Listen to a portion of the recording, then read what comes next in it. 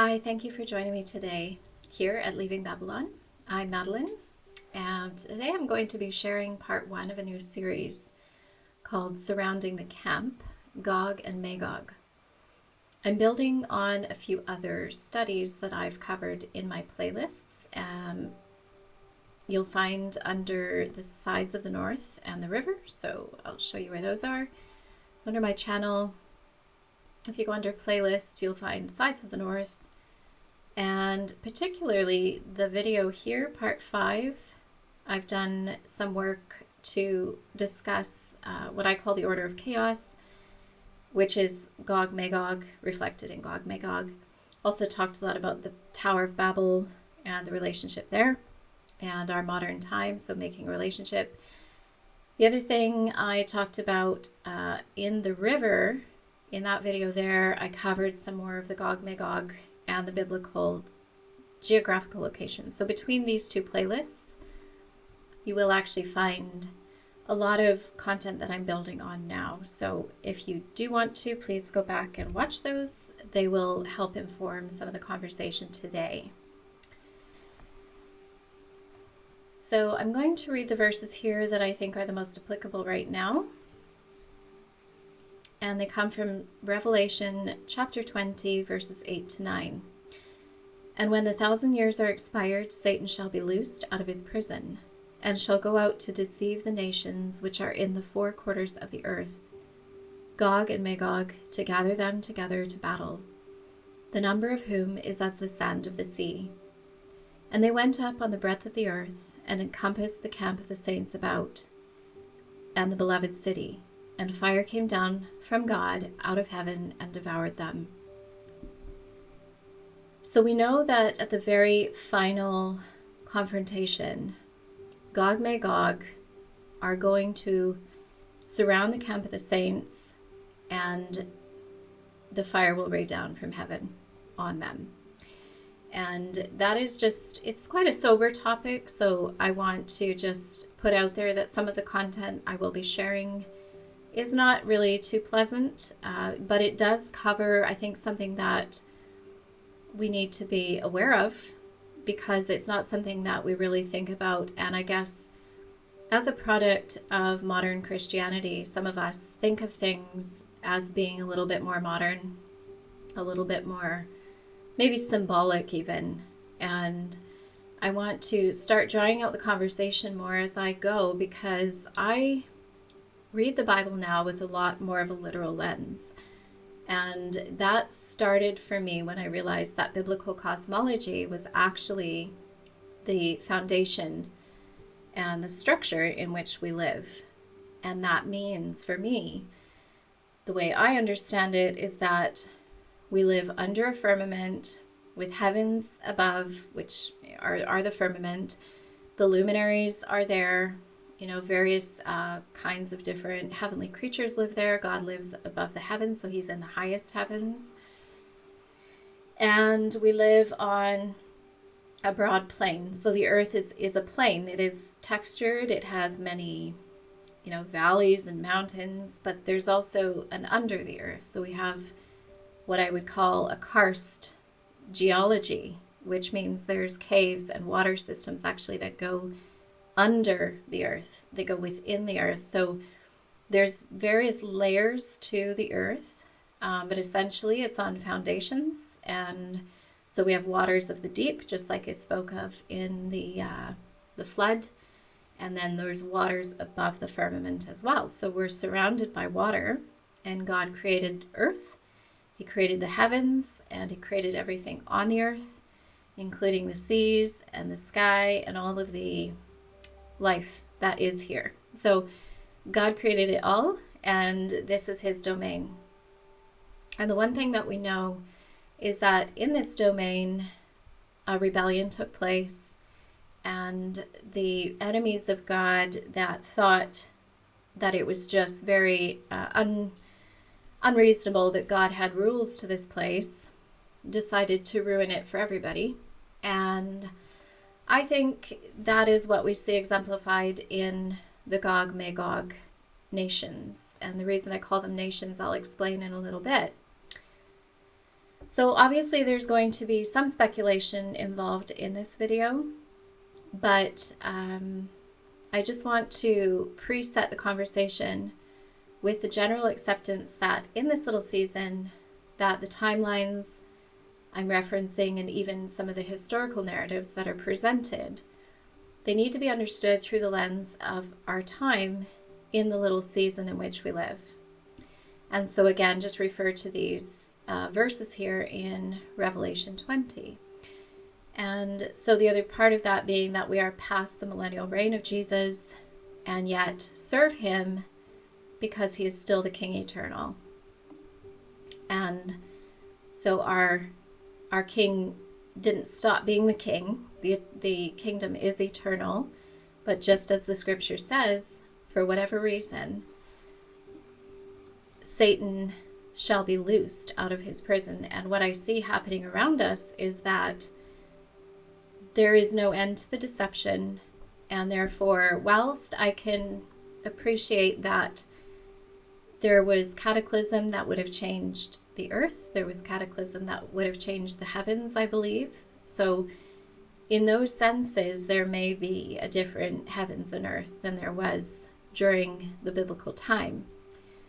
And so I can appreciate that perspective. However, the levels of deception that are going on right now and the sense that there's something building, I think most of us who are here right now engaging in this conversation, we are of the opinion for the most part, maybe some people are still trying to understand it, but there is a building towards something. And so all of that combined leads me to this position where now I want to go just a level deeper into the Gog Magog study.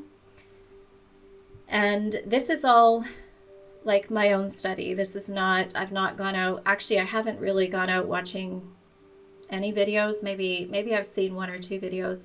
I like to use original sources, preferably ancient texts, and the oldest maps I can possibly find, because the closer you get to our time, the less and less accurate things seem to be, and the more and more influence the narrative becomes in favor of what I would call Gog Magog. And I think it's a big system, shall we say. It represents the enemies of God. So that term Gog and Magog, I think, are real flesh and blood individuals, but it also represents the enemy of God in general. And that's why in Revelation and in Ezekiel, we hear about this group or these people that oppose God at the very bitter end. And so I would call them the ultimate rebels. They are taking it to the ultimate end. So something that I want to also show you is that I intend to make a series of introduction videos to the surrounding of the camp. So I want to talk about Gog Magog, the Curious Georges, the wall, the north, and the camp. And these 5 videos will be to set the stage, essentially, for what I want to be a little bit more of a brief update series. And so it'll kind of go from 5 videos into shorter, more brief kind of updates on the surrounding of the camp, which I believe to be the north, and just keeping tabs on things because we know that there are plans, shall we say, politically, to occupy Greenland, Mars. Occupy Mars is also occupy Greenland, because that is where, if you're watching and you're paying attention, Greenland, Devon Island are where they actually film so-called Mars from. That's the big secret. And so when they talk about Occupy Mars, they're also talking about taking Greenland. And there's a strategic reason for that. And so there's that, but there's also militarization of the North. We have a lot of goings on. And so if you watch my other videos, I gave sort of a high-level view of that. But I want to first set the stage on these videos here so that we can move into more brief series videos that will just kind of cover on a more regular basis what's going on. and try and keep on top of it anyway. So with that said, I want to move into the video. And it really starts at the return of Jesus. So does it start at the return of Jesus? Well, actually, I often refer from Gog back to Babel, and Gog and Magog, I should say, back to Babel, and there is a direct connection there. And I think it has to do with the ongoing holy war that we're in. And my friend has shared with me a book that she's been reading called The Holy War, and it's by John Bunyan, and it's from the 1600s, and it lays out from the very start to pretty much where we are now. I'm listening to it on an audio, so but there's various types of the book you can get, so you could go find it. I think on archive.org there's a PDF version. There's also ones you can buy on eBay and different places like that, but it's called Holy War by John Bunyan. And we have been in this war since the very beginning. The beautiful thing is that our Lord Jesus Christ came and he conquered. And, you know, these rebels have been conquered, yet there is still a process involved whereby Satan being loosed is, by God's design, is something that is happening so that his will can be done ultimately. And I can only guess why God would do that, but I think it's true that there is a reason, that's a very important reason why Satan has been loosed. And so here in these panels here, you can see that Jesus returning on the white horse with his holy angels. And you can see here, actually it shows, these are very old art from Asia. And you can even see some creatures here. These odd birds, but this creature and these people that are kind of standing there, and a volcano, interestingly. There's been talk about volcanoes in the community a little bit. A new channel called Biblically Based did a video about volcanoes. I think it's really important to recognize, I think, that the role of volcanoes played in the final judgment. And so, but these creatures here is what I kind of want to start talking about. And then there's people that seem to be going in, and these creatures seem to be going, sort of falling into this area down here. And then we have the heavenly courts. And so when the Bible talks about the saints becoming priests of God, they were there. And then this is the threshing. So this was the collection of the people that Jesus had come to get. And then he took position of authority and power, and he displaced all of the false gods and principalities and powers that had placed themselves in positions of authority over people. And so I'm passionate about the fact that geography is a psyop, and I think this is part of why we need to talk about this.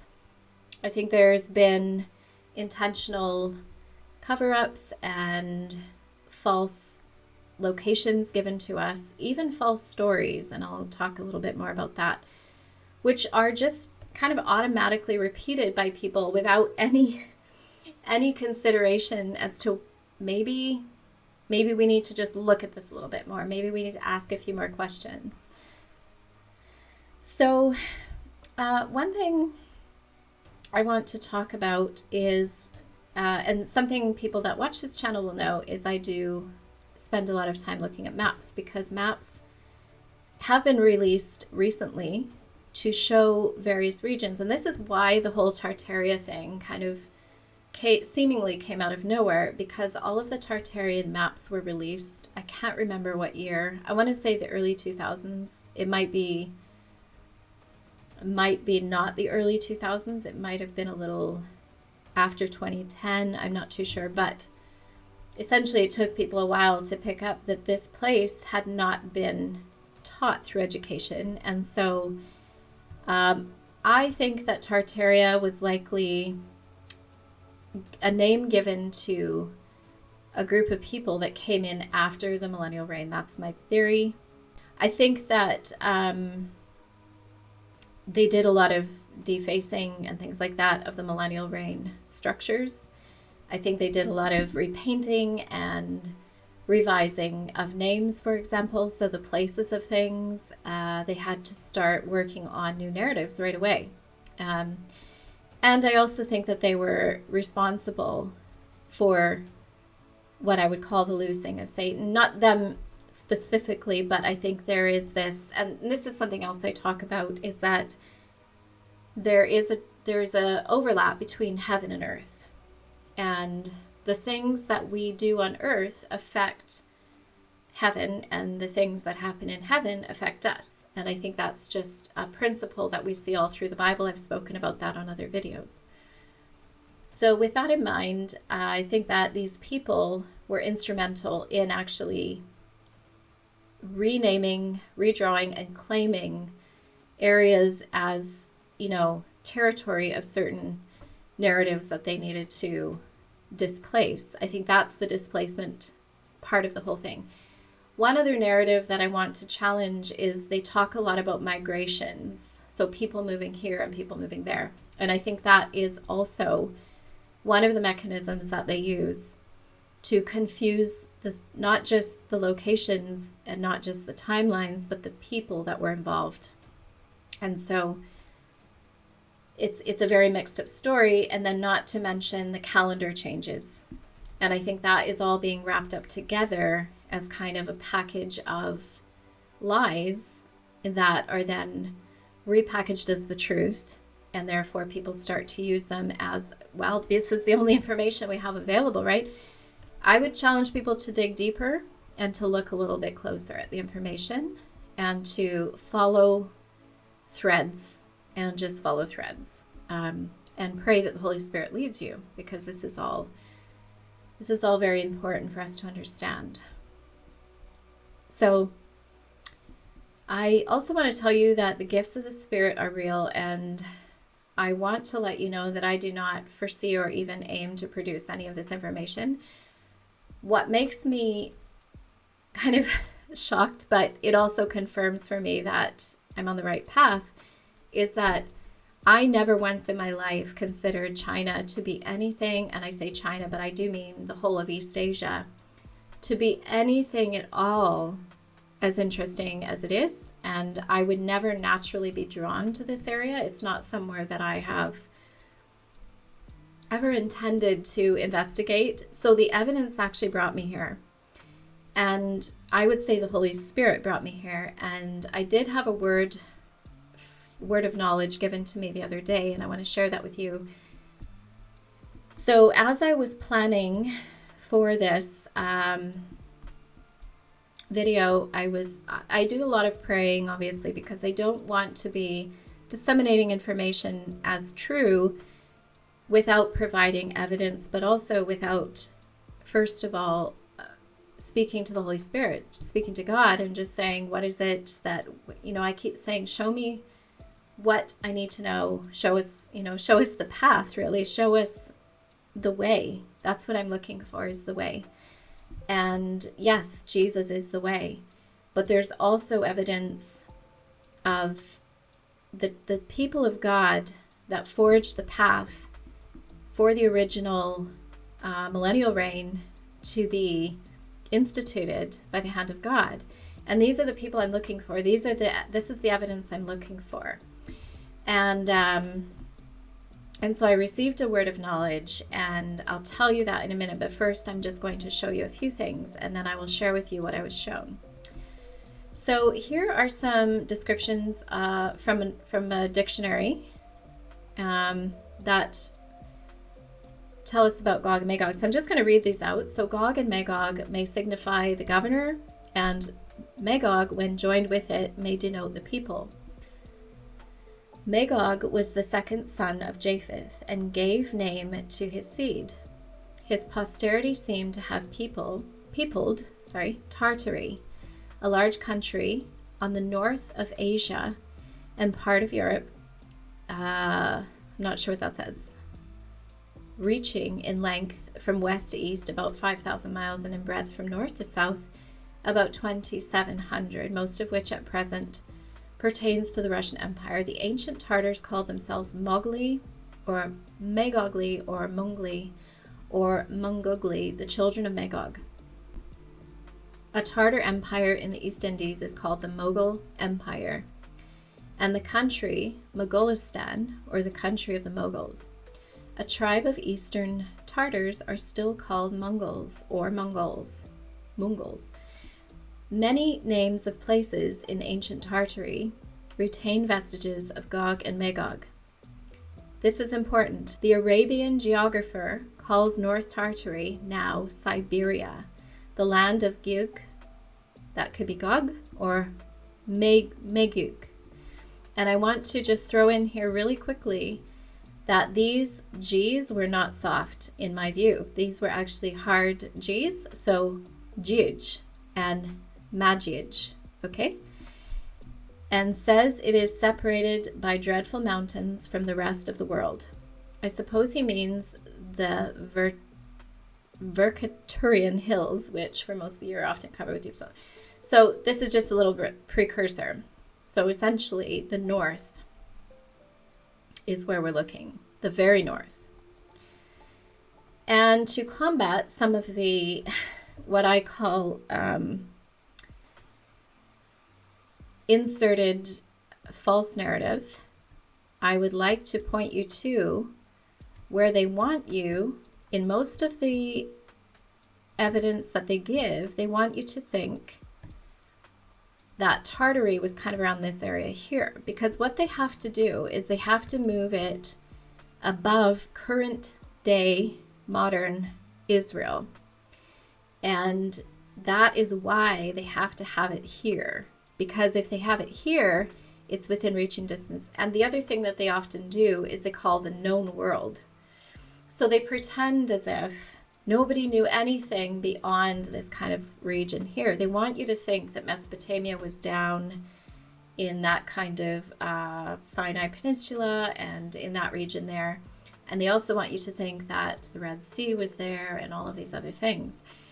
However, they only need it to be positioned there because they can't have it positioned in the other area. It will give too much away. That's my view. So this is a misnomer. This is actually way off base, and I'll explain more in a little bit. So something that we see, so this map here is from 1436. It was a cleaned up map. I've seen the original, but you cannot read it. So this is actually, because it's unreadable, this is actually, I think I've shown this in another video as well. And if you go up here, you'll see at the very top, I'll just have to move this over a little bit. You'll see here that there is Gog Magog, or Gog Magog. And there's some writing here which I won't go into, but it's basically right at the very, very top. And then we have Paradixo, and we have 4 rivers running out of there. Okay. And then we have right here, it says India. So actually, all of this was right above, we're talking Asia over here. And you can even see here, there's some interesting creatures. And if you've been following this old world narrative, you might be familiar with this kind of thing. But that's just something I wanted to draw attention to. So, and then even over here, you have kind of like mermaid creatures, water creatures, and things like that. And And then you have some areas that are also kind of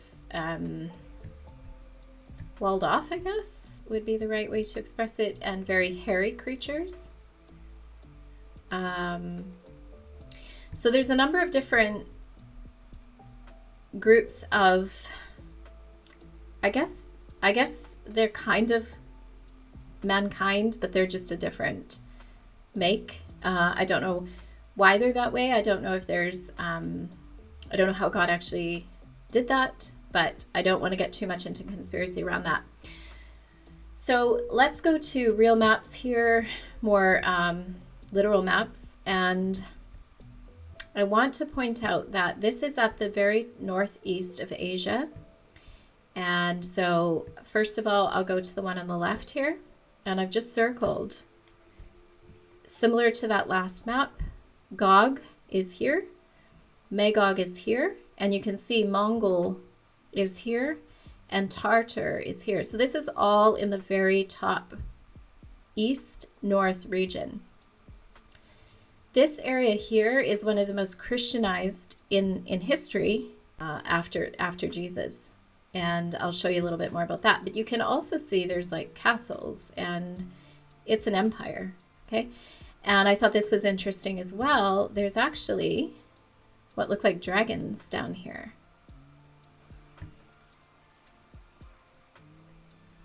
And so, yeah, lots to see on there. And if I go to the right, I've taken kind of a part of the Mercator map that we're all quite familiar with. Shows the center, which is where I believe the very north is, that there are lands around there. But again, if you go across from Alaska and you go to that same region, even on that map, you can see it says Gog and Magog. So we're definitely not talking about this region here, which is where they want everyone to focus, around the Caspian Sea. I have to be clear about this because it's very distracting, that narrative that wants you to keep going down towards modern day Turkey, modern day Iraq, when actually all of the historical, very old historical evidence shows us that it's up at the northeast. This is another old map, and so you can see Jesus here with the angels. You can see the rivers coming out of, I think, what's paradise there. Interestingly, that looks like a portal. And I do believe that portals exist. But the one thing I wanted to show you here is that at the outer edges, I see a number of what almost looks like creatures that are being imprisoned or held in containment. And this plays into the Gog Magog. So you can see here they're eating body parts. They have strange bodies themselves. And there's quite a few. So there's quite a few different types there.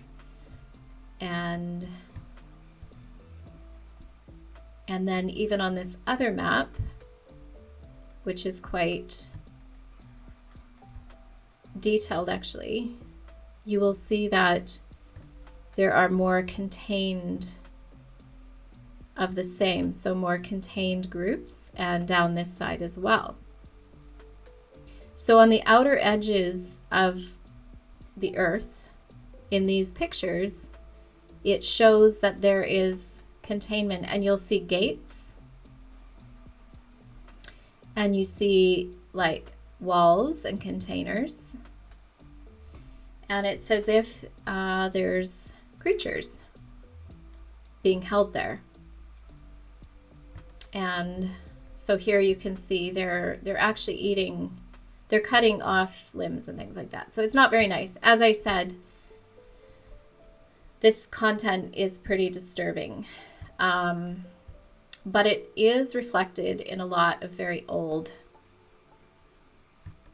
documentation, particularly relating to Gog and Magog.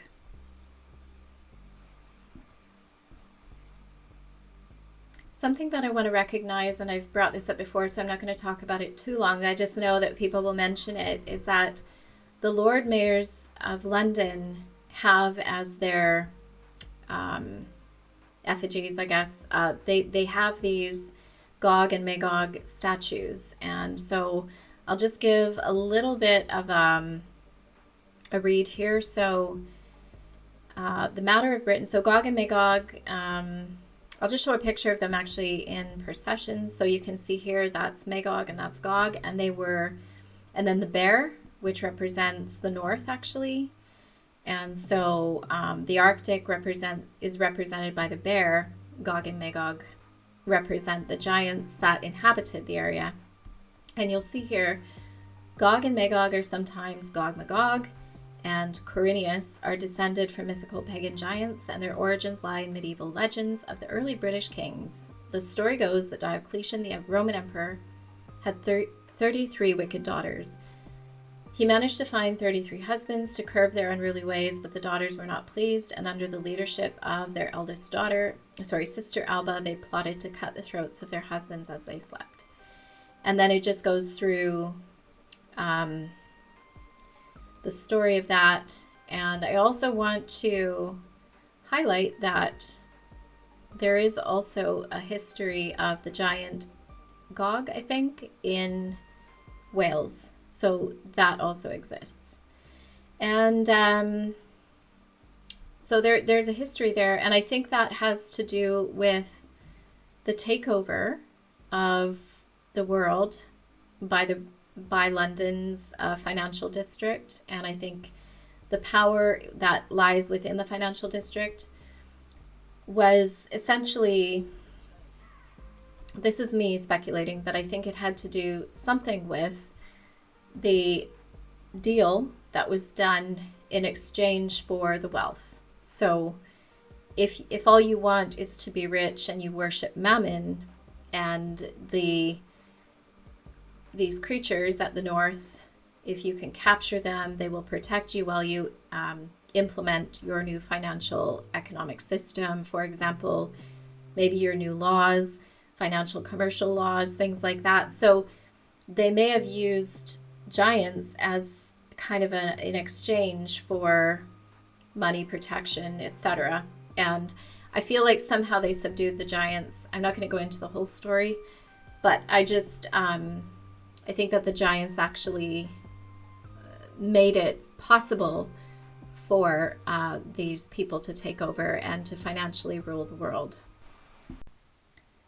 Okay, so I'm going to share with you the word of knowledge that was given to me, and very unexpectedly. I wasn't particularly thinking about China. I was praying actually, and I was contemplating some of the evidence that I've been finding, and I'm always open to new information, either by the Holy Spirit or by whatever means I'm led to, whether that be somebody reaching out or whether it be finding information through the studies that I'm doing.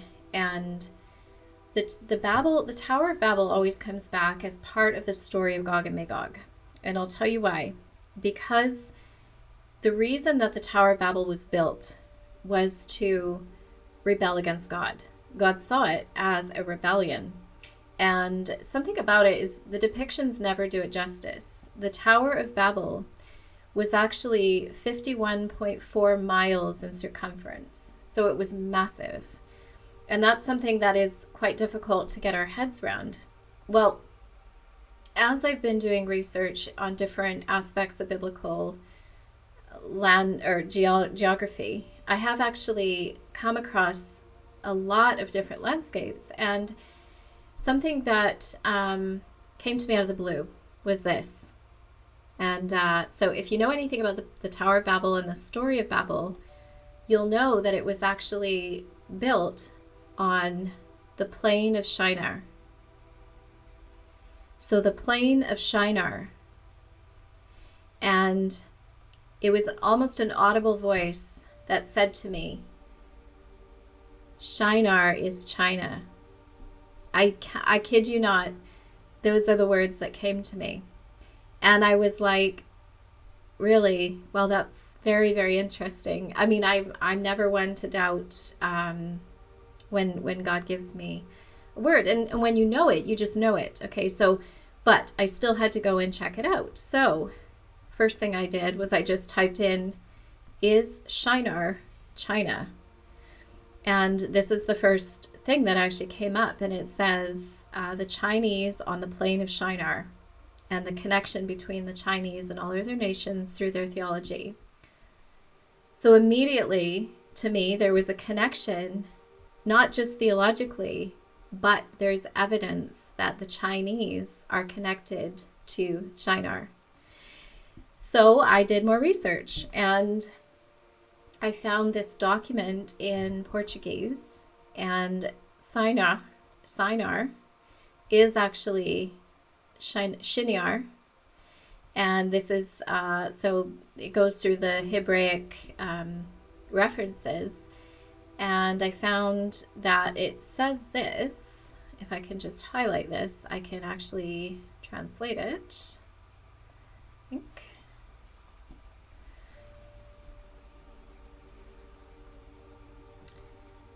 So some believe that Shinar is a reference to the land where China currently stands.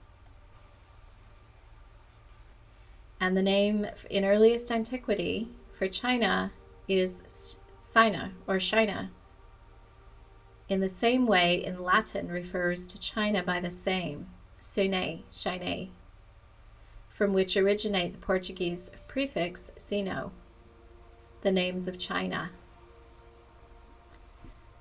And yeah, I mean that, I don't know what more evidence I needed to check that out, but I did. And I actually started going into more of the evidence that China provides us regarding the background of the biblical narrative. And so I want to show you some of what I found. And the reason I'm starting here is because the connection between Christianity and China is huge. The Central Asia aspect of Syriac Christianity is massive. But one thing I will tell you is that they are still influenced by the presupposition that Israel is based in the Middle East. Now, if you take out the pin out of Israel in the Middle East and you say, okay, let's just say it's not there or it was never there, what are we actually seeing here? We're seeing evidence of early Christianity in Central Asia and East Asia and all over China. And this is where the evidence brought me. So I'm just sharing with you what I have found, and you'll see there's lots of Syriac. So the Syriac connection is, and I'll tell you why I'm saying this, is because there's a connection between ancient Aramaic and Chinese, and the ancient Arabs were Aramaic, and they were Babylonian. So if you put Babel in China, and you understand that the Semitic languages all came out of that region, you start to get a different picture in your mind of who these people actually were. So here I've just found that the Christian, I'm just highlighting a few pieces of this, but the whole thing kind of explains how the Syriac Christians were all over in China, especially in this particular province. Yuan China. I'm not sure if I'm saying that right. But so the Christian tombstones were found in Yuan China.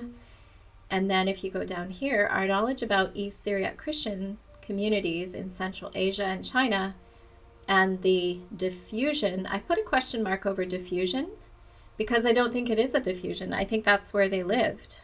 Okay, so this is why I'm kind of highlighting this piece here, because we have to parse out the false narrative. You have to almost separate the seeds that are thrown in there by those who would have rewritten the narrative. And when you move Jerusalem and you move Israel, everything else moves, and therefore you have to create these narratives. You have to say, well, those people must have moved. There must have been a diffusion of Syriac Christianity from, and then it says Mesopotamia to China, and is still incomplete and fragmentary, right? So it's what they're admitting here is that they don't actually have a full picture, but they're just assuming that these people came from Mesopotamia to China. In actuality, if you're really looking at the evidence, you say these people are from China. Syriac Christians were from China. They did not migrate. There's so many stories of migration. It's unbelievable when you start thinking about it. And I would even question the lost tribes were never lost. They were always in those locations that we see on these maps that I show you. So they say here, Syriac Christian communities in Central Asia and China and the diffusion of Syriac Christianity from Mesopotamia to China is still incomplete and fragmentary, like a mosaic which has many missing pieces, sorry. So you see what they're saying? They're saying on one hand, they know that these people moved from here to here, but it's an incomplete, fragmentary, and it's like a mosaic with many missing pieces. It sounds like the dinosaur story to me, where they've actually just made bones from other materials to make it fit the pre-existing narrative. And I think that's what's happening here. And so as we go down, we'll see, so Persian and Central Asian Christians, this is a whole section about that, and it is very interesting, but I'm going to move through it. So the word Christian was really associated with somebody who associated with Christ or belonged to Christ. And then it says it's unclear from these verses who coined the term and exactly how it was intended. So in Acts 11:26, others were using this term to refer to the followers of Christ, rather than it being originally used self-referentially. So they weren't calling themselves that, other people were calling them that. And those who used this term were presumably Greek speakers in Antioch. For anyone who follows the original languages of the Bible, that's an interesting point. So here it says Syriac was used, evident in both liturgical and other Syriac texts found in Turfan, as well as the gravestone corpus from, I can't say that word, Central Asian Christians would simply refer to themselves as Christian or believer. And then you can even see the Semitic writing here. So the Semitic writing came from areas in Asia. Not Asia Minor, what they want us to believe, which is like modern day Turkey. I don't even believe that's the original Turkey. The Mongols and the Turks were all from the north, the far north, not a Caspian Sea, not Turkey, not in the Mediterranean, but actually in the far north. And here it says, it just makes a reference to Iran, which is a weird thing to throw in because the Bible doesn't talk about anywhere called Iran. So that was just a question mark for me. And one last thing, I think this is the last one I wanted to comment on. No, I have one more, but the Chinese Syriac for Christian was XI-AN, so Christian. And I actually know somebody from China who has the first two letters of their name, XI, and I do wonder if that means that their family was originally from a Christian group, which would seem to make sense to me.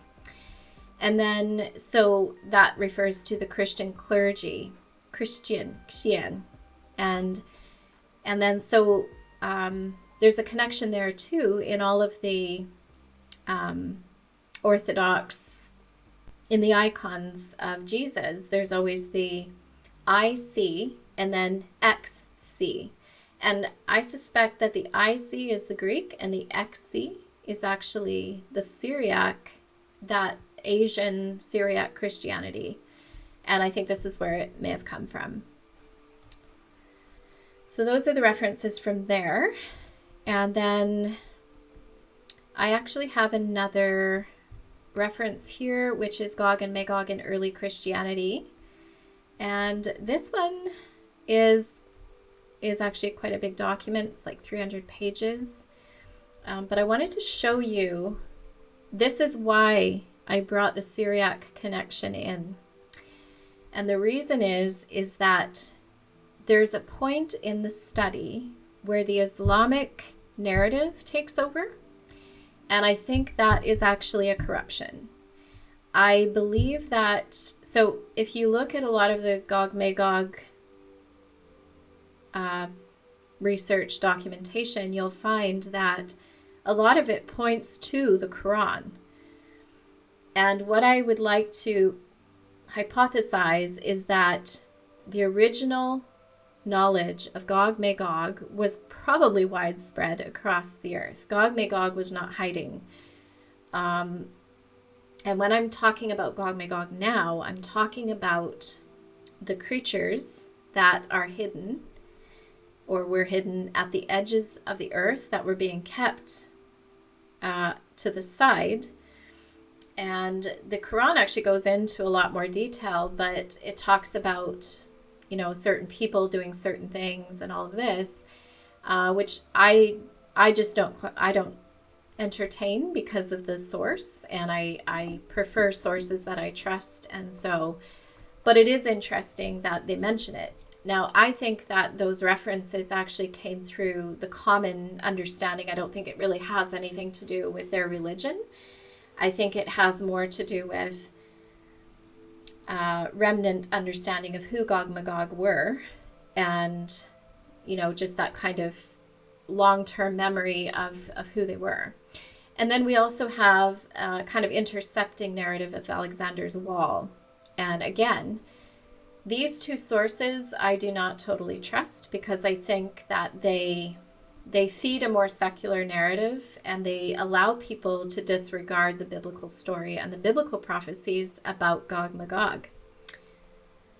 So that's why I put a question mark over Islamic, because I think originally these were Syriac Christian, and they were brought to us through the prophets of the Old Testament.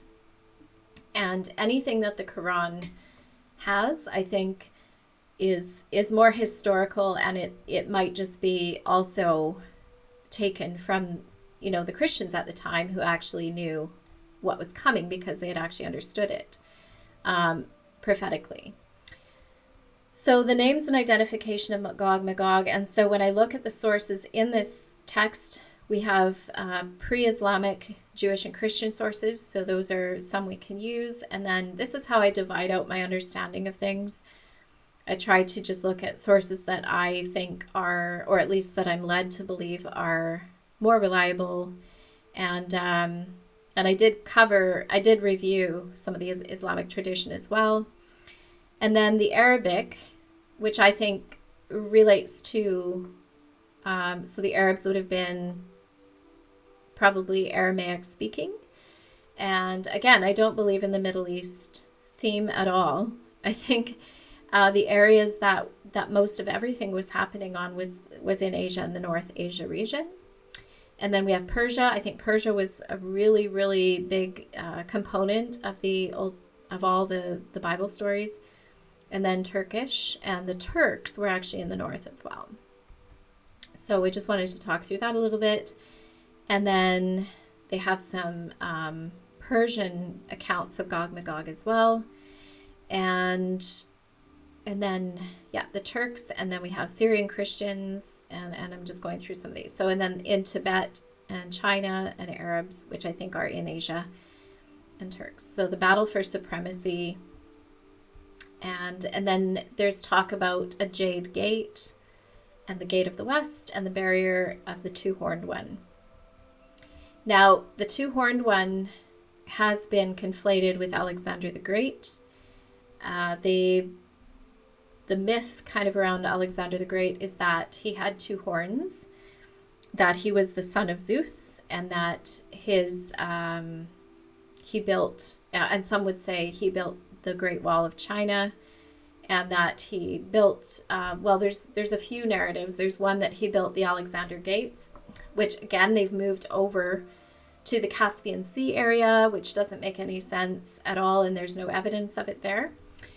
But some would also say that he built the Great Wall of China. However, other people would say that, like Donald Trump recently on Steve, what's that talk show called? I can't remember the name of the talk show, but anyway, a late night show, Trump admitted that Jesus built the Great Wall of China. So he said, yes, that's true, when it was spoken. So I think that is just something to bear in mind. And so when we look at these documents, there is a lot here. So one of the things that I wanted to point out is that, so the Chinese had a lot to do with this entire story. So the Gog and Magog story is very Chinese based, and the Syrian Christians were all part of this. And so handing on the story, I would say, they were kind of documenting and handing on the stories about the prophecies. And I find it interesting that in pre-Islamic and Jewish and Christian sources, there's a relationship with Gaju, which is north of Assyria, and I think Assyria is over there as well, a territory called Gaga, which occurs in Amarna letters and indicates a country north of Syria. I think Syria, though, being in China, makes that further to the north. And I think these are hard J's, so Jaja, and then Joj was said to be an equivalent of Gog, Juj, and the Sumerian word for darkness, the land of Gag, Joj, and relationship with Carchemish. And in the 14th century, the second city of the Hittites. So this location is written a lot about. This is a very large document, but we can carry on a little bit here. So the name Joj was seen as an allusion to the ancient Armeno-Georgian land of the Gorgine, Jogarine, and Magog is even more uncertain. So they do kind of mess around with locations and trying to figure out how not to put it in the far north. But we've seen the maps that show actually where it is. So in any case, both names became intimately connected in Judaic tradition as symbols of evil powers hostile to God and his elected. Since the prophecy of Ezekiel, which would be 6th century BC, understood Jog and Magog as eschatological symbols of divine wrath, their habitat was located in the uncivilized north, the land of darkness. So that kind of fits as well. If you're in the north, the land of darkness is way darker up in the north, especially at certain times of year, right? So that would make sense. In unexplored regions, and their forces were innumerable. So it is these features of Jog and Magog, or Gog and Magog, which passed into Christianity and Islam. I'm going to use Syriac instead of Islam because I think that's where it came from. So the enemy, of course, could be replaced at any time by any other adversary. So this could include Assyrians, Babylonians, Medes, Scythians, Alans, Romans, Huns, Goths, Khazars, Arabs, Turks, Mongols, etc. And in more recent times, Napoleon, the Nazis, and communists, the Freemasons, Al-Qaeda. And they were seeing all of these as the personifications of Jog and Magog. And the possibility of up-to-date variation made the enemy, Gog and Magog, appropriate for many epochs and cultures. And then in the Bible, this comes from Genesis 10:2. The name is purely geographical concept and has no apocalyptic implications. Magog is one of the 7 sons of Japheth, son of Noah. Okay, so, and then down here it says Magog and later Gog thus was believed to live in the most northern part. And then it says of the known world. I've crossed that out because they use these little terms to disqualify the areas where we can actually clearly see on the map. And I don't like that. So already before the Babylonian exile of the Jews, apocalyptic events were depicted by the biblical prophets Isaiah, I think that's Isaiah and Jeremiah, or Jeremiah and Isaiah. They prophesied that the enemy from the north would bring great disaster upon Israel. The destructive adversary was identified with Assyria and later with the kingdom of Babel. Okay, so the Babylonian connection is very, very important. And then the prophecies of Zechariah, in particular dating between 521 and 519, have contributed to keeping the eschatological visions alive. And so the same effect had the prophecies of Joel, a contemporary of Zechariah, who announced the coming of the final enemy of the north, from the north. And then the real basis for all subsequent Jewish, Christian, and ultimately also, it says here Islamic, I scratched that out, descriptions of Gog and Magog as eschatological figures is the frightful vision of the prophet Ezekiel during the Babylonian exile. And then, so in chapters 38 and 39, Ezekiel describes the great invasion into Israel by the forces of the north and the final destruction. Gog is their chief, impelled by God. And so I won't read all of this, but it says, I will bring you forth. And he prophesies against, and you can read those chapters. It's quite long, but it says here from the uttermost parts of the north, and it actually calls them hordes from the uttermost parts of the north, and you will come like a cloud covering the land. And then the proto-apocalyptic dialogue between God and Gog in Ezekiel set the trend for the apocalyptic role Gog and Magog were to play in the eyes of Jews, Christians, and crossed-out Muslims. The book of Ezekiel already contains several of the essential features later important for Christians. Traditions such as Gog and Magog are instruments of God's final judgment.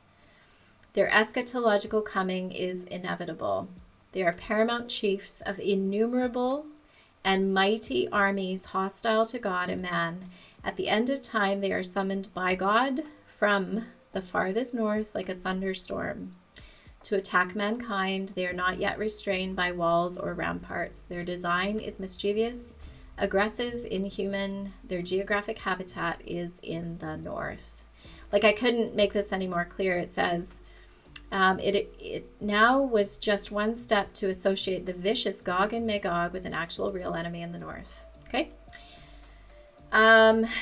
And then the so-called Book of Jubilees, or Little Genesis, is a narrative version of the biblical history as found in Genesis up to Exodus 14 and worked out by Midrashic and Targum traditions, which I don't necessarily advocate for those, but it relates to the division of the earth between the three sons. No one tells about Japheth's. So it goes into more of the Japheth story. And then it says, it goes toward the northeast, toward the whole area of Gog and all that is east of them. And then it says here, 5 large islands and large land at the north. So the land inherited by Japheth borders on that of Gog and Magog. Gog, and is described as having a cold climate. So there's a lot here. Thus, the classical geographic view of the northern borders of the world could have passed from Greek, Jewish, Hellenistic, and Syriac into early Islamic geography. Yeah, and if you know that the northern region, the northeast, particularly the North Pacific, and the islands of the Pacific were the original Greek lands, then you can go look at the evidence that I've provided in my Sides of the North series. So there is no consensus concerning their time of eschatological war. So the point here is that they are mentioned throughout the Bible. And one thing I want to talk about really quickly is that I think Gog and Magog are the enemy of God, the ultimate enemy of God that happen after. Okay, so this actually happens in Revelation 20 after the deceiving of the world by Satan. Okay, so this is like the final piece at the very, very end, at the end. So some have speculated that Gog and Magog, the prophecy of these, actually happened at the fall of Jerusalem. However, I would promote the idea that it was Jesus and his army that caused Rome to fall after Rome judged and brought judgment to Jerusalem. So I think it was like Rome judged Jerusalem, and that was part of God's judgment on Jerusalem, and the temple was torn down, everything was destroyed, and then God brought judgment on the enemies of Israel, Rome. And so that's how I see it happening. If you read history, it will tell you that these hordes came down from the north, that the Goths and Visigoths and Vandals came all the way down. Now, if we know where they actually are, which is in the far northeast, okay, so we're talking like 5,000 miles away, to attack, this little boot-shaped country down in the Mediterranean. I mean, it just doesn't make any sense. I'm sorry. It sounds ridiculous, but it is ridiculous to my understanding. I don't think that's exactly how it happened. Again, I'm speculating. I could be wrong. But what I think is that Rome judged Jerusalem and Israel, and God judged Rome. I think it all burned. It was destroyed. The apocalypse happened. Everything was destroyed. I don't even think that these hordes of the north had come down at that time. And it's possible that the reason that they're inserted into the story is so that people see them as being the fulfillment of Gog and Magog. Okay, so if Gog and Magog happened then it's very possible that the full preterist view is right. Do you see what I'm saying? And I don't believe it is, because Satan is still at large deceiving the world. And so that's why I just cannot see how that is possible. I don't believe Satan is in the lake of fire. However, I do believe that the false prophet, the beast, are in the lake of fire. And it could very well be that the New Jerusalem, the heavens, and the earth are changed right now. But I do want to just keep that kind of open, because I'm not, I think we would need more confirmation on that. But as far as Gog and Magog go, that is after Satan is set loose, and that is after the 1,000-year reign. So if we're taking these literally, we have to realize that after the 1,000-year reign, everything was turned on its head. Locations and people and timelines and calendars. And now we're in this time where we're realizing the Holy Spirit is waking us up, and we're realizing that actually Satan has deceived the whole world. And so that's why I want to talk about this, because I think that the Gog Magog is actually the end. And I think that I'm going to talk a little bit more about that. But as far as Syriac Christianity goes, this is the region that the Syriac sort of remnants of Christianity were found in. And so this is kind of like, this is China. And that would be 1290. So that's, that's very old. And the other thing I want to talk about is Islam. And so Islam, even when Christianity was being disseminated across Asia and across the world, Islam was its main competitor. And Jason Jack did a great video recently, I think it was 2025 February, and he basically discussed the wolf and the lamb being the followers of Christ, the church, and the wolf being Islam. And I think you can see that actually throughout a lot of the evidence that I've covered so far. But actually in all of the Asian evidence, you'll see a strong Islamic resistance to Christianity. But Christianity did conquer. Jesus Christ did conquer these regions. And I think it's only since the little season has started, however long ago that was, probably a couple hundred years ago maybe, that it's really come back in full force. And then I wanted to just show you Islam in China in case you were not aware these are actually mosques. And I mean, I was never that familiar with Islam, so I did not know that mosques would look like this. Maybe other people did, but I was pretty surprised. And then just the number of Muslims in China would be anywhere between 6 million to 50 million. And so they have a very large population of Muslims. And so just something to note, because when we talk about the Muslim literature or the Quran having this information, I think it's purely historical. I don't think there's a necessary religious element to that. So this image here is an old Asian image of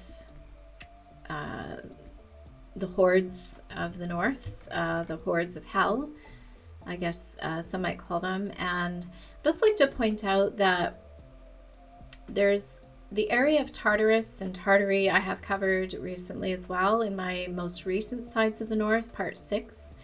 And I just want to say that the karst geology, which is basically made up of caves and rivers and lakes underground, is essentially kind of those layers of hell. I don't know if that's the right word, but Tartarus was a place that had very deep components to it. And, you know, the angels that fell were actually imprisoned there.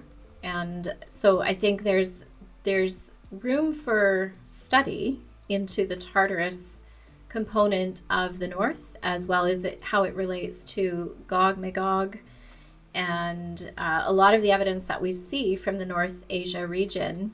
And you'll see again, the writing is Semitic in its style. I think it's the original writing of mankind. I think the writing was very connected to the people in that region. And so you can see down here, there's creatures under the ground, and this person here is subduing them down there.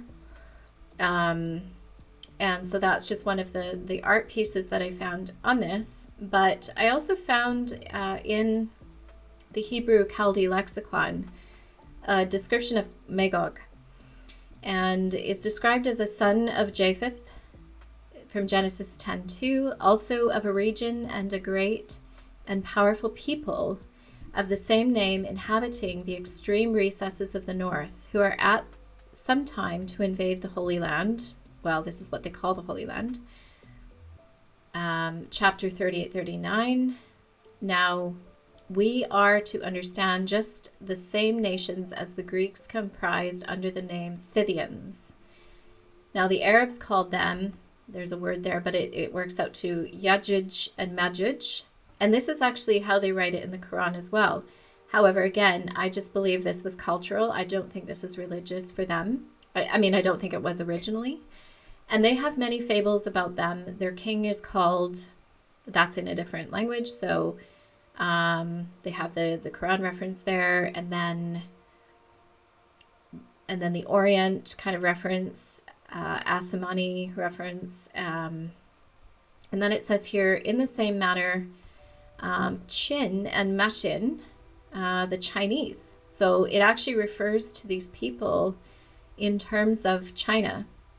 And the symbol Ma in these names denoting place region has of late been learnedly discussed by these people. And so I just want to contextualize this. I don't mean to say that the Chinese people are Gog Magog. I think that's where Gog Magog actually were, in the extreme recesses of the north of China. Modern day Russia, actually. And then if we go to the concordance here, we actually see, so Magog equals the land of Gog. And also the second son of Japheth, grandson of Noah, and progenitor of several tribes northward from Israel. And so if the extreme recesses of the north are the Northeast Asia, then Israel must have been below there, the mountainous region. And then they go off and talk about this area here. And also a barbarous northern region. Okay, so we're getting a picture for location and who these people were. And I've shown you some pictures of what those people are identified as, I believe, on the old maps as well. Hebrew Chaldee lexicon describes, so let's read Jeremiah 6:22. Thus saith the Lord, behold, a people cometh from the north country, and a great nation shall be raised from the sides of the earth. So what does it mean by great nation? Well, I'll tell you right now, it doesn't mean a good nation. It actually means great as in magnitude and extent. So the first description here, I'll just zoom in a little bit so you can see what these say. So they give all the references for this same word.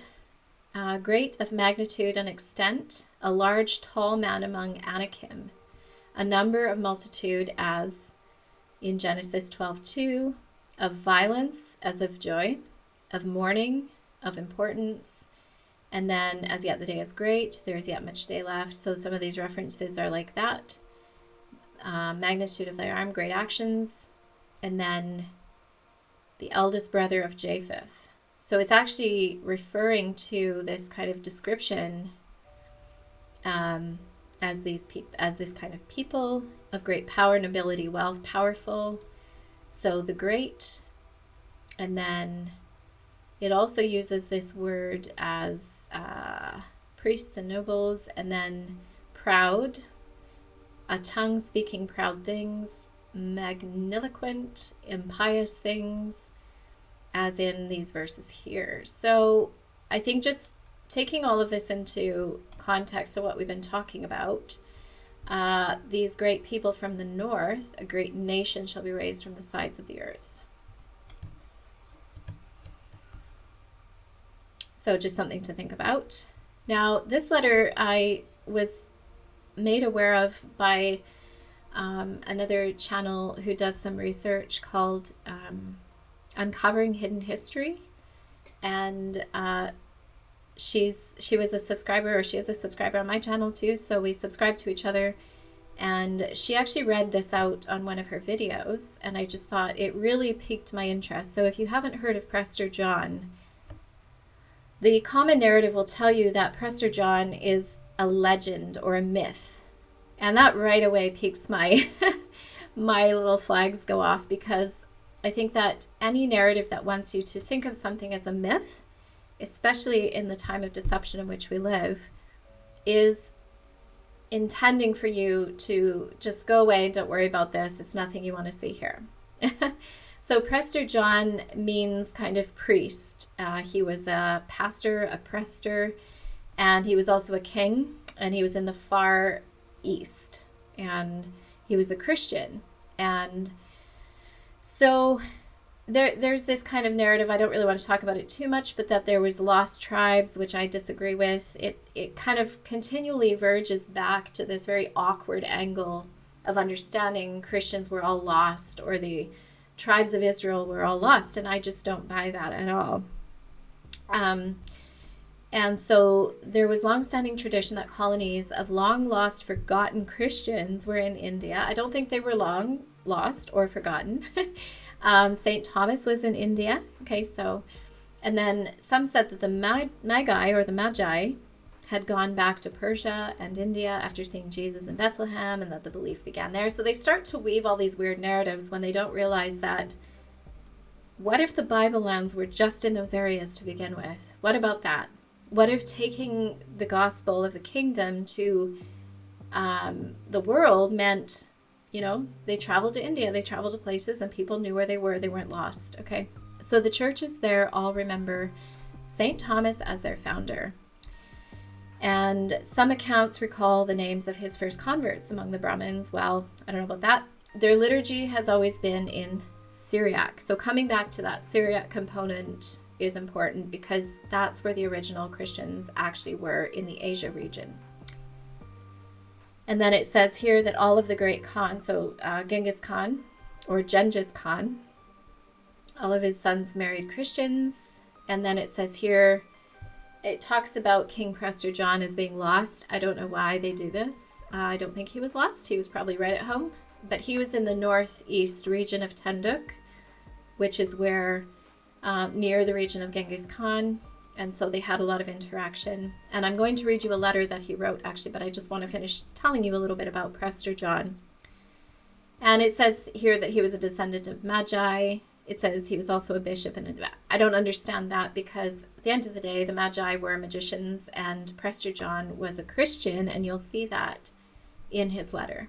And then it says here, so the much copied letter tells us that Prester John, king of India, all of a sudden, even though he lived right up in the northeast, has 72 kings who pay tribute to him. Most of them are pagan, he says, but there are also 10 tribes of Israel. The lost tribes are found. I don't think they were lost. I think that's a red herring. Okay. So going over to the letter of Prester John, he sent it to Emmanuel of Constantinople in so-called 1165. So a few things to start with. I think that it's possible that Constantinople was actually the center, well, it obviously was the center of the Byzantine Empire.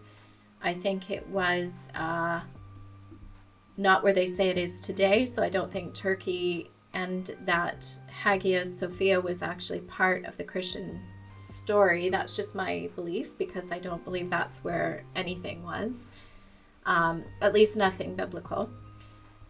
And then the name Emmanuel is quite significant to me, because I think, well, to all of us, the name Emmanuel should pique interest, especially when I think back to Isaiah's reference to Jesus being called Emmanuel. And so these are just some things that went through my mind as I was reading this. So he wrote, John, priest by the almighty power of God and the might of our Lord Jesus, King of kings and Lord of lords, to his friend Emmanuel, Prince of Constantinople. Greetings, wishing him health, prosperity, and the continuance of divine favor. And then he goes on to talk about his kingdom. I'm going to move down a little bit here. It says, our land is the home of elephants, dromedaries, camels, crocodiles. I don't know all the names of these. I'm not going to try and pronounce them all. Red lions, white bears, griffins, tigers, hyenas, wild horses, wild oxen. And then it says here, wild men. Men with horns, one-eyed men, men with eyes before and behind, centaurs, fauns, satyrs, pygmies, 40L, high giants, cyclopses, and similar women. It is the home, too, of the phoenix and of nearly all living animals. So just let that sink in. This is what he is describing the area in which he lives. And for me, I don't doubt it, because whilst I take some of this to maybe have been edited a little bit here and there and to maybe bend the narrative somewhat, I think a lot of this, they had to really say that he was a myth and a legend, because they have to account for some of what he's talking about here. And then he says, we have some people subject to us who feed on the flesh of men and of prematurely born animals, and who never fear death. When any of these people die, their friends and relations eat him ravenously, for they regard it as a main duty to munch human flesh. Their names are Gog, Magog, and then all these other names, which I'm not going to try and pronounce. These and similar nations were shut in behind lofty mountains by Alexander the Great towards the north. And so this corroborates the Alexander the Great story. And then it says, these accursed 15 or 12 nations will burst forth from the four quarters of the earth at the end of the world in the times of the Antichrist, and overrun all the abodes of the saints, as well as the great city Rome, which by way we are prepared to give to our son, who will be born alone with Italy, Germany, and 2 Gauls, Britain and Scotland. We shall also give him Spain and all the land as far as the icy sea.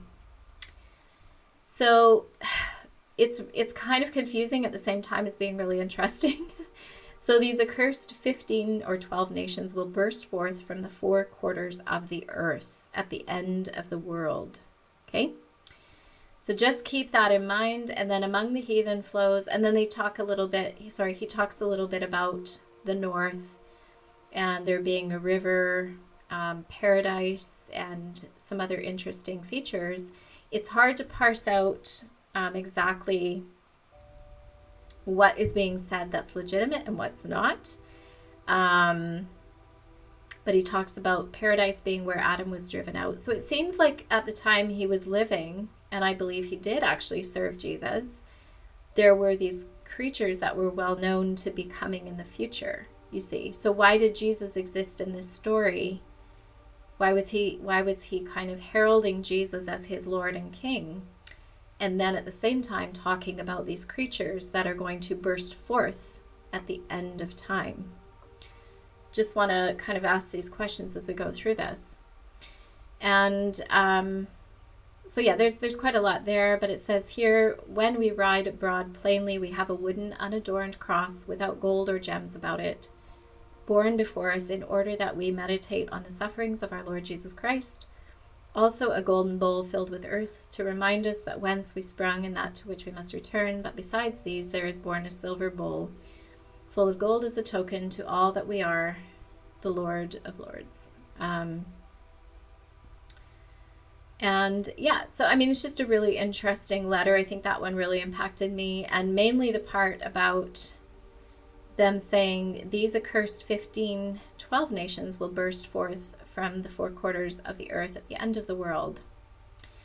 And that is very interesting to me. So they had an understanding, and these are very old artworks, of that kind of surrounding of the saints. And now that we've read a little bit more about who Gog and Magog, or Gog and Magog, are, we can see here that they are actually truly frightening creatures. They look like they carry one of those ball and chains, and or a bludgeon, I guess that would be. They look terrifying. And yeah, they have kind of strange physical features, and they're very white. Well, this one is anyway. It's quite pale looking. And that looks like a regular sized person. So this would be quite a giant type of thing. And then you have here,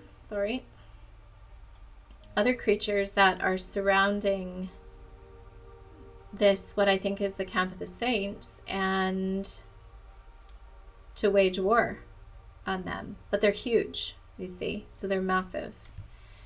And then over here, you could kind of write this off as being just a depiction of what people thought would happen at the end of time. Okay, so, but that looks pretty realistic in terms of what they were depicting, because those Mongols and Tartars, the Khan army, I think, really looked like that. And then here is another depiction. So if we zoom in, you can see that there's kind of, again, almost like they have almost like dog heads, and then they look like they're going across water, and there's kind of a building, like it is a church actually, or a cathedral. Sorry, I'm just trying to get it so you can see the whole picture here. With a cross on the top, so that's an Orthodox looking cross, and then these creatures are coming across to it, and they're just climbing all over it. So that's another depiction. Another picture here, again, not very nice at all, so I apologize, but these are the creatures that are kind of being depicted as Gog and Magog. So not very nice, and they just look like murderous and cannibalistic, actually. And then it looks down here at the bottom as if they were driven through into this area here. So they're like being driven through. It looks like a hedge of some kind, but I think that might be a kind of wall. So they're being driven out. into this area by what I could only just assume is actually, the Christians are sending them away. And so I come back to something that I found in previous studies was that north region has a very imperial past, and I think that things like the Pillars of Gibraltar, for example, were there in the northeast region in the Strait of Anian, and I think that this bird actually represents the east and the west, as does Janus, which is I think is depicting kind of a corruption of God, who is the first and the last. And then we also have this, which I don't even like this image at all, but I want to show you because it is the double-headed phoenix. I think it represents Gog Magog. I think you have one that is Gog, one that is Magog. So on a map, if we were to put those right on the Strait of Anian, which is actually the Bering Strait, one side could represent the west being North America and maybe even Western Europe, and the other would represent the Russian and Far East. So your China, your India, right?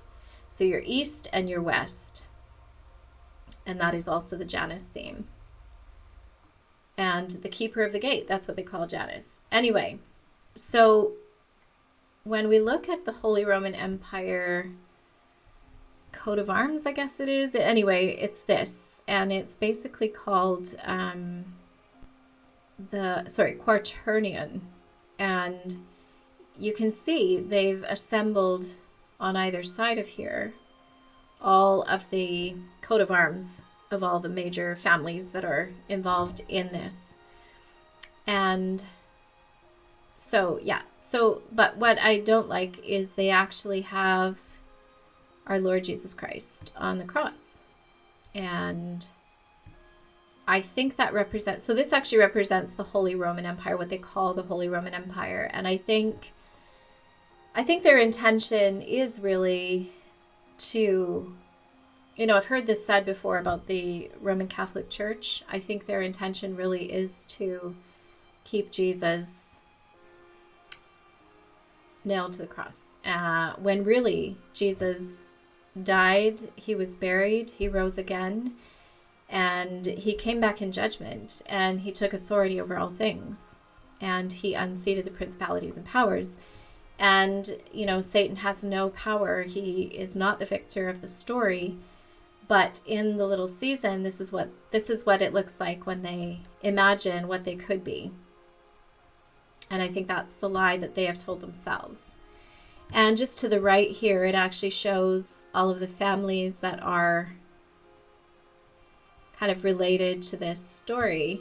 And I would call them, the people that took over at the end of the millennial reign. So this is the first regime, the first Reich, as they would call it.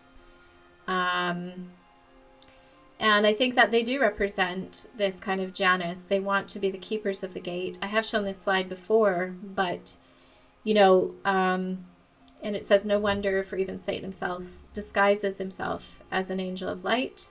But Jesus saith unto him, I am the way, the truth, and the life. No man cometh to the Father but by me. So these people can try all they like, but they are not going to succeed. So these are the people who think they can beat God and usurp his authority. So you have this, what I can only guess is a pope sitting on a throne, and it says Imperator, and he has the double-headed bird, and all of these people serving him. And then you have the various groups of people beneath that, representing the families that have joined in this effort to put the kingdom under their own master. And one of these is actually the Hapsburg family. So this is the crest of the Habsburgs. Again, the double-headed eagle with all of these coats of arms around the edge and a crown on top, because essentially they want to take the crown for their own master. And something that I also want to mention, Tartarian. So if we look back at this, it's the Quaternion eagles. And if we look that up in etymology, the closest thing I could find was actually quaternity. And it's a set of 4 persons or things. It's 4 of each by 4s from quarter. So 4 quarters of the earth, 4 times. And I would say that the Quaternion, which actually is right there, is actually the 4 quarters of Gog Magog. I think that's what we're seeing here. I think they're representing the release of Gog Magog.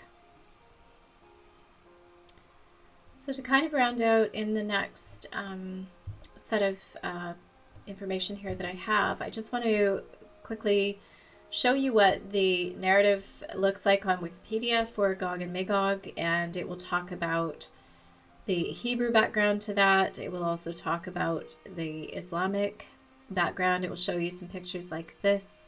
It will actually talk a lot about the area that relates to Khazars. And to be honest with you, I haven't found a lot of evidence in older texts for Khazars. I think that's a little bit of a newer narrative.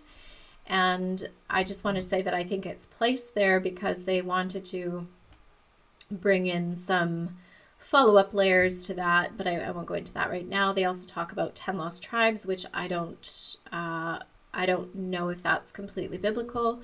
I think that is another sort of adventure they take people on away from the truth. And so I think that, and then the Alexander stories, I'm not too sure about either, but they do mix in some of the evidence that I've found in older texts. And so they do talk about the Ezekiel's chapter 38 and 39, and then they sort of weave it around another narrative there. But Japheth is central to the theme of Magog, and as is Babylon. And it says even here that Magog may be code for Babylon. And I think it all comes from the same root. It is the same rebel root. And, I think there's people that would even argue that the giants after the flood were reproduced through the Babel society, through Babylon. And I would say that if they know that there is a final showdown with God, which I think they do because they're not stupid, they're just rebellious. And I think that they have been preparing probably from the very beginning to have this army that is like the sands of the sea, to surround the camp of the saints and to fight for all their worth against God. And we've seen some of these pictures already, so I'll just keep going down. And so this would be something that you would see in some of the Islamic literature. So you can see that they're like, show you what they look like. So they have a lot of spotting, and some of them have horns, and they have white skin, and they're kind of underground. And it makes me think of the orc army that was being designed and genetically engineered in The Lord of the Rings. And they were at that kind of final battle scene. And so a lot of those. So this was Gothmog, one of the lieutenants of Morgul, which is interesting because Goth, like the Goths, and then Magog. So they're kind of playing with words here that actually have relevance. And then they talk about the return of the king, and sort of this whole ancient storyline seems to be coming into the stories. And he looks pretty vicious, right? And then in the Game of Thrones, we actually have the White Walkers. Again, they are just these kind of genetically engineered looking creatures. I didn't watch this far in the series. I gave up pretty early on, but I have seen the scenes where these, it's always been building to the winter's coming, and then there's always the theme of the wall as well. And we know that in the story of Gog and Magog, the wall is significant because it keeps the hordes up to the time where they are loosed from the four quarters of the earth. They come up over the breadth of the earth. And that is what I think is actually being portrayed in these stories to kind of give us that idea. And we know that I think the biggest wall known on Earth is actually the ice wall, which is Antarctica. And all of the major nations of the Earth have a treaty around Antarctica. And I would go so far as to say I think there's a reason for that, politically speaking. But if you're gathering all of the nations, Gog and Magog, to battle the saints, I think that you would need somewhere that people can't go, and you would also create a situation where they believe that it doesn't even exist because you've made a round earth. So I found this article, and I remembered seeing it ages ago, and it's in 2016. Buzz Aldrin posted the tweet, "We are all in danger, it is evil itself," with a photo of a pyramid in Antarctica, and then deleted it soon after. But several people around the world got screenshots, and it's Buzz Aldrin, and it says, "We are all in danger, it is evil itself." So it does make you speculate what is actually going on. And I have this little video here. He was evacuated in 2016 from his visit there. So it seems like something made him feel a little bit sick. According to the articles I can find online, astronaut Buzz Aldrin medically evacuated from South Pole. And this is according to the National Science Foundation and the private tourism group. Aldrin, who is 86, is in stable condition after his, quote, condition deteriorated while visiting Antarctica, according to White Desert, which organizes luxury tourism trips to the icy continent. The group said Aldrin was evacuated on the first available flight out of the Amundsen Scott South Pole Station to the McMurdo Station on the Antarctic coast under the care of a doctor with the U.S. Antarctic Program. He was then flown to New Zealand and is recovering there. So it doesn't escape me, and I'm willing to consider the possibility that the wall that is holding back the hordes could be at the Antarctic. And I just think that that's a possibility, and I'm not here to peddle fear or anything like that. But if we're going to talk about surrounding the camp, we need to understand the history of Gog Magog, and we need to also see it in a modern way.